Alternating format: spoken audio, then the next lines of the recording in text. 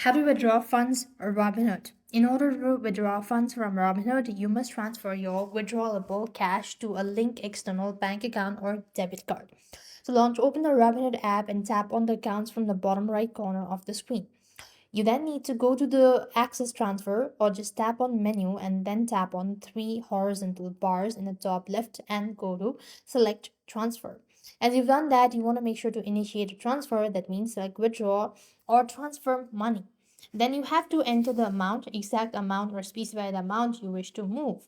Then you have to choose your linked bank account or debit card in the two fields, and you just want to make sure to go ahead and review and submit or just select your transfer speed, review any fees, and tap on transfer or withdraw to confirm as well. And this way, you're supposed to withdraw funds from Robinhood. With that, we've completed our steps. Thank you for watching. See you in the next video. And if you're having any sort of issue, it could be due to insufficient funds, or in some cases, such bank transfer or some bank transfer might not accept such amount.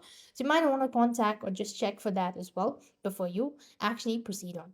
So thanks for watching. See you in the next video.